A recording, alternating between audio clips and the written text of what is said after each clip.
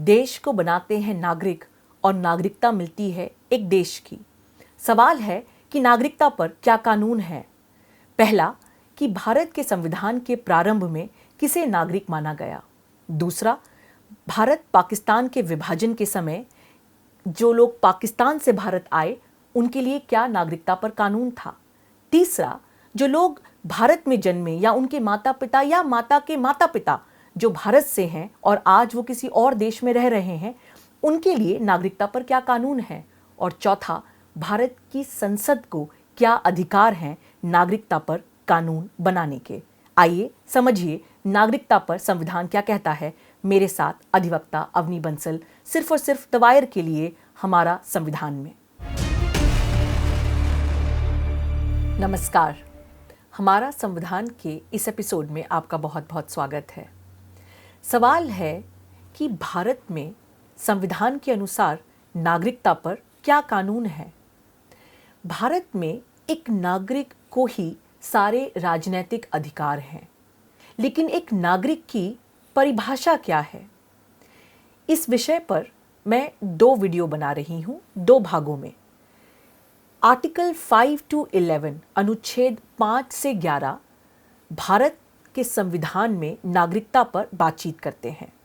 तो पहले वीडियो में आज मैं बात करूंगी अनुच्छेद 5 से 8, जी हाँ 4 अनुच्छेदों पर, जो ये बताएंगे कि भारत का संविधान जब प्रारंभ हुआ तो संविधान के प्रारंभ पर नागरिक किसे माना गया।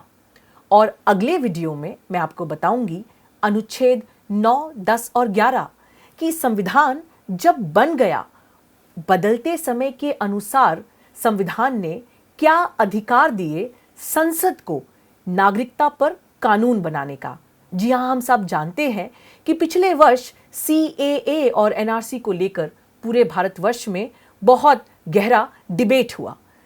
इस पर यह भी सवाल उठा कि क्या संसद जिसे चाहे उसे नागरिक मान ले और जिसे चाहे उसे नागरिकता के अधिकार से वंचित कर दे। लेकिन पहले सवाल ये उठता है कि जब भारत एक रिपब्लिक बना और भारत का संविधान आया तो किसे कहा गया भारत का नागरिक। शुरुआत करते हैं सीधे आर्टिकल 5 अनुच्छेद 5 से। अनुच्छेद 5 कहता है कि संविधान के प्रारंभ पर हर व्यक्ति जो भारत का डोमिसाइल है, इस वर्ड को, इस शब्द को समझिएगा, इसे मैं थोड़ा सा और विस्तृत में समझाऊंगी भी। डोमिसाइल मतलब हिंदी में कहते हैं अधिवास। तो वो कोई भी व्यक्ति जो भारत का डोमिसाइल है और जिसका जन्म भारत में हुआ या जिसके माता पिता का जन्म भारत में हुआ और जो संविधान के प्रारंभ से मामूली तौर पर कम से कम 5 साल के लिए भारत में डोमिसाइल की तरह रह रहा हो, उसे भारत का नागरिक माना जाएगा। तो सबसे पहले ये वर्ड डोमिसाइल क्या है। देखिए, डोमिसाइल और रेसिडेंस, अधिवास और निवास में अंतर है। यदि मानिएगा आप किसी शहर जाते हैं और उस शहर में 6 महीने के लिए रुकते हैं, चाहे वो काम के सिलसिले में हो, चाहे घूमने फिरने के सिलसिले में हो, तो क्या आप उस शहर के अधिवासी हैं? जी नहीं, आप उस शहर के निवासी हैं या रेसिडेंट हैं। लेकिन अधिवास या डोमिसाइल का मतलब होता है किसी एक जगह पर रहना, लेकिन उसके साथ साथ उस जगह पर परमानेंटली रहने का इंटेंशन होना। इसे एक छोटे से उदाहरण के तौर पर और समझाती हूं। देखिए, एक व्यक्ति जो भारतीय मूल के थे वो इंग्लैंड में रह रहे थे और 30 साल तक वो इंग्लैंड में रहे। उन्होंने अलग अलग पत्र लिखे अपने परिवार वालों को, दोस्तों को जो भारत में रह रहे थे, और उनसे कहा कि मैं भारत आना चाहता हूं, मैं भारत में ही बसना चाहता हूं, भारत की हवा तो बिल्कुल अलग है। लेकिन जब सुप्रीम कोर्ट में सवाल उठा कि एक व्यक्ति जो लगातार पत्र व्यवहार से 30 साल से ये कह रहा है कि उसे भारत में आके बसना है, तो क्या उसे भारत का डोमिसाइल मान लिया जाए।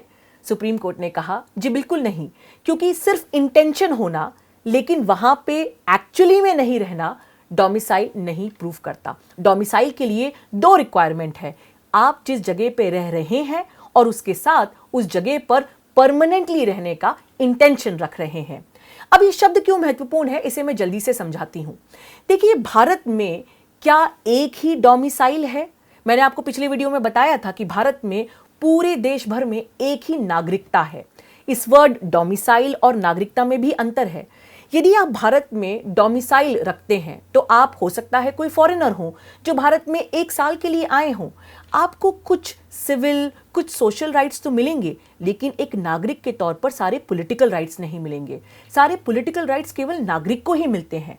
तो नागरिकता किस किस आधार पर दी जाती है, उसका एक आधार है डोमिसाइल, जो कि अनुच्छेद 5 में बता दिया गया। अब डोमिसाइल, नागरिकता तो पूरे भारत में केवल एक है। आप मध्य प्रदेश के अलग नागरिक नहीं हैं, आप कर्नाटका के अलग नागरिक नहीं हैं, आपके पास एक नागरिकता है पूरे भारत की। लेकिन सवाल खड़ा हुआ आर्टिकल 5 के आने के बाद सुप्रीम कोर्ट में कि क्या अलग अलग राज्य का डोमिसाइल अलग अलग माना जाए। यह सवाल उठा DP Joshi versus state of Madhya Bharat. जी हां, उस समय मध्य प्रदेश नहीं था, उस समय राज्य का नाम था मध्य भारत। एक मेडिकल का स्टूडेंट था जो दिल्ली का रेसिडेंस रखता था, दिल्ली का रहने वाला था, और उसे एडमिशन चाहिए था Mahatma Gandhi memorial medical college Indore में।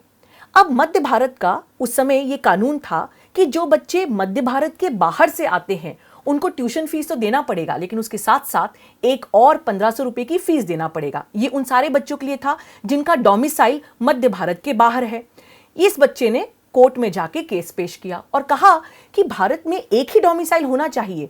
चूंकि मैं दूसरे राज्य का हूं, तो क्या मध्य भारत की सरकार मेरे ऊपर अलग प्रकार से 1500 रुपए की फीस लगा सकती है? और 1955 में DP Joshi versus state of Madhya Bharat में यह कहा गया कि अलग अलग राज्यों का डोमिसाइल भी अलग अलग हो सकता है।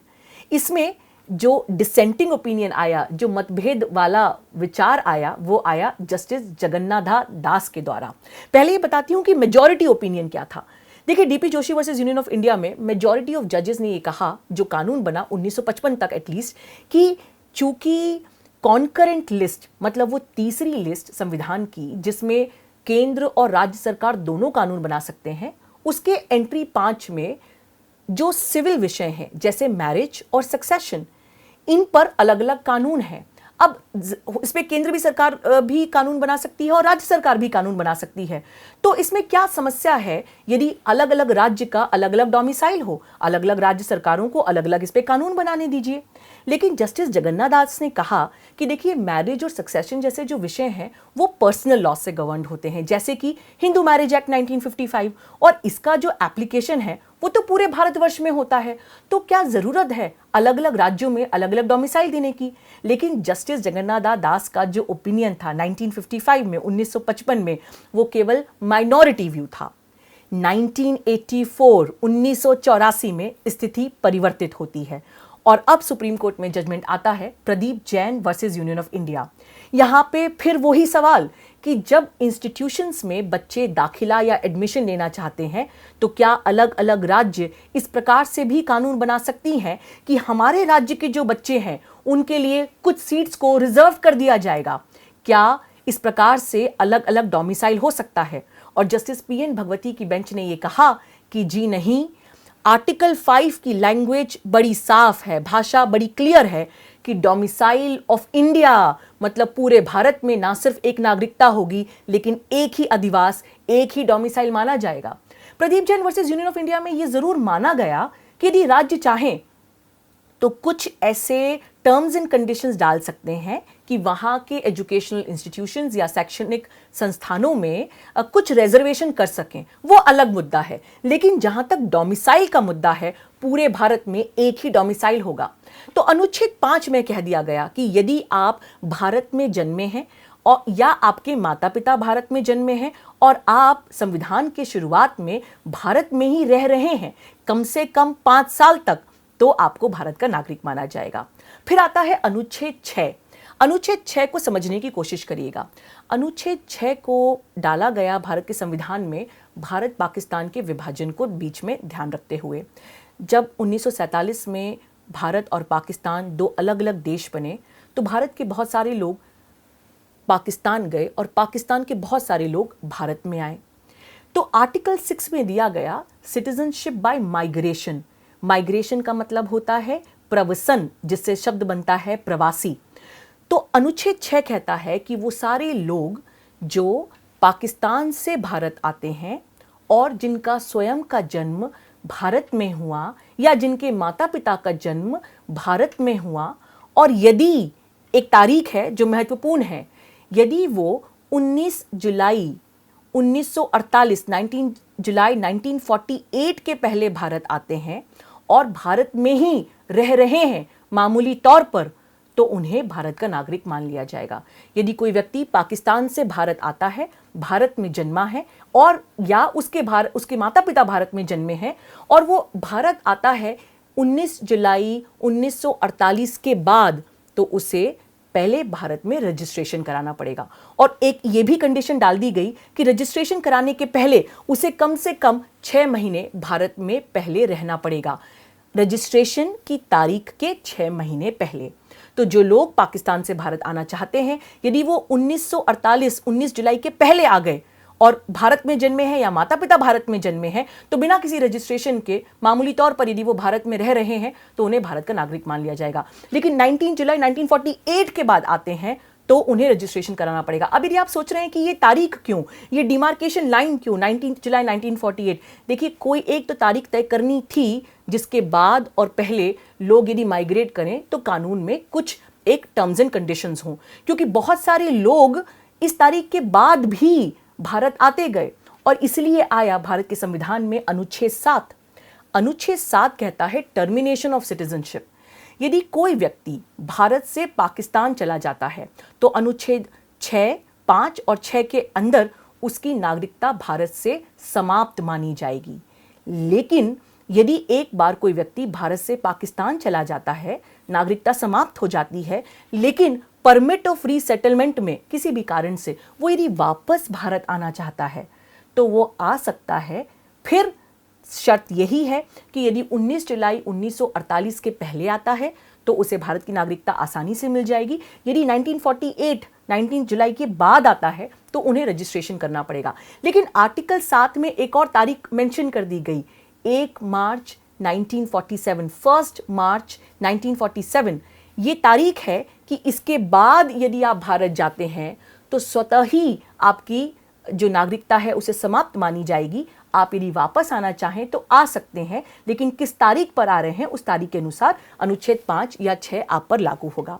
और जल्दी से आते हैं अनुच्छेद 8 के ऊपर। अनुच्छेद 8 ये कहता है कि यदि कोई ऐसा व्यक्ति है जिसका उद्भव भारत से हुआ है, मतलब पीपल ऑफ इंडियन ओरिजिन, जो पाकिस्तान में नहीं दुनिया के किसी और देश में रह रहा है, और उस व्यक्ति का जन्म या तो भारत में हुआ या माता पिता का जन्म या माता पिता का जन्म आज़ादी के पहले यदि भारत में हुआ, तो उस व्यक्ति को उस देश में भारत के डिप्लोमेटिक ऑफिस या कॉन्सुलर रिप्रेजेंटेटिव के साथ एक रजिस्ट्रेशन कराना पड़ेगा। उस रजिस्ट्रेशन के बाद उसको मान लिया जाएगा भारत का नागरिक। और ये भी जानिएगा कि लंबे समय तक भारत की यदि आप नागरिक हैं तो आप किसी और देश की नागरिकता नहीं ले सकते। मतलब कुछ ऐसे देश जहां पे आप उन देशों की भी नागरिकता रख सकते हैं। और यदि आप पीपल ऑफ इंडियन ओरिजिन हैं, मतलब आपके परिवार में, खानदान में कोई यदि भारत का रहा है और आप भारत से जुड़ाव रखना चाहते हैं और वहां के डिप्लोमेटिक या कॉन्सुलर रिप्रेजेंटेटिव के साथ रजिस्ट्रेशन करा लेते हैं तो आप नागरिक बन पाएंगे। तो जल्दी से सारांश में अनुच्छेद 5 से अनुच्छेद 7 क्या कहता है? ये कहते हैं कि यदि आप भारत के संविधान के प्रारंभ में भारत का डोमिसाइल रखते हैं तो अनुच्छेद 5 में भारत का नागरिक बन सकेंगे। यदि भारत में माइग्रेशन करते हैं, प्रवसन करते हैं, तो अनुच्छेद 6 के अनुसार आप भारत का नागरिक बन सकते हैं।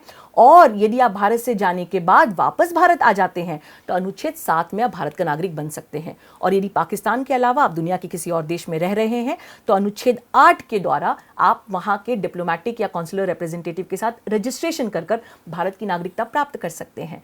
अब सवाल है कि ये तो हुए कानून नागरिकता पर संविधान के प्रारंभ में, लेकिन संसद को क्या अधिकार हैं इस नागरिकता के कानून में बदलाव लाने के?